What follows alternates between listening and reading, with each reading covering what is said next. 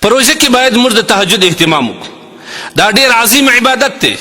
دا هغه عبادت دی چې ټولو انبیاو کړی دی. دا د الله جل جلاله لوري ته د قربت او د نزدېکت ډېر عظیمه ذریعه ده. دا باید موږ نه پرېږدو. او ماشاءالله پروژه کې ډېر اسانه دی.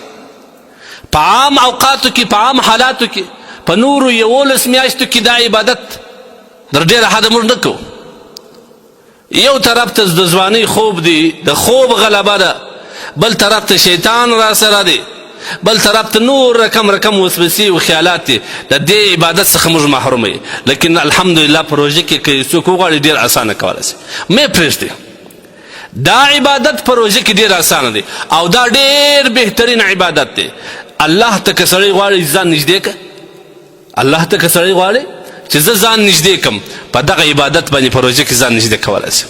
د حضرت جابر رضی الله عنه روایت دی چې نبی کریم صلی الله علیه وسلم وفرمایل چې په شپه کې یو داسې ګړی دی، یو داسې ساعت او وخت دی که چیرې بنده په هغه وخت کې د الله نه غوښتنه وکړي، الله یې هر مشکل، هر غوښتنه الله پاک جل جلاله پر ځای کوي او الله یې قبلوي.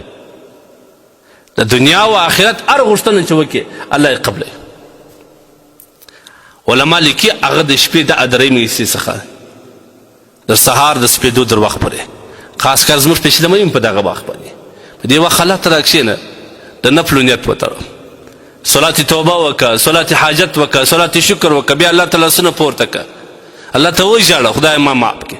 بل روایت کې راځي چې د تهجد په کولو باندې د مؤمن عزت زیاتېږي، د مؤمن عظمت په تهجد باندې زیاتېږي. مؤمن دا شی باید پرېنږدي. که غواړي چې زه عزتمند سم، زه قدردانه سم په معاشره کې او زه محبوب سم په معاشره کې، هغه کسان دي د تهجد اهتمام کوي، تهجد ته نه پرېږدي.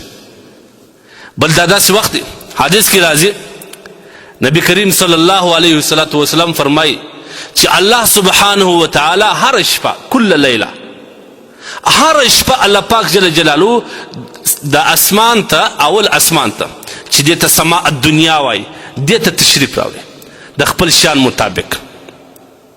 بیا الله پاک جل جلاله اعلان کوي من یدعونی، څوک زما څه دعا غواړي چې زه یې قبوله کړم. من یسألنی فاعطیه، څوک زما څه شی غواړي چې زه یې ورکړم. من یستغفرنی، څوک زما څه طلب د استغفار کوي چې زه یې وبخښم. فلا یزال الله کذلک حتی یضیء الفجر، دغه اعلان د الله دی تر څو پورې چې د سهار سپېدې راوځي.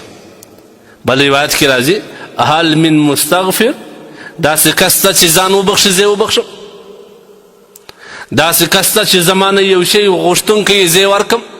څومره مشکلات موږ لرو، څومره حاجت لرو، څومره مصیبتو کې ښکار یو، په څونه مصیبتو کې راګرځېدلي یو، څونه مرضو سره مخامخ یې. زما او ستا په کور کې مشکلات دي، مفلسي دي، بېروزګاري ده، بېکاروباري ده، او بلې خواته مصائب دي، آفات، مشکلات، مرضونه دي.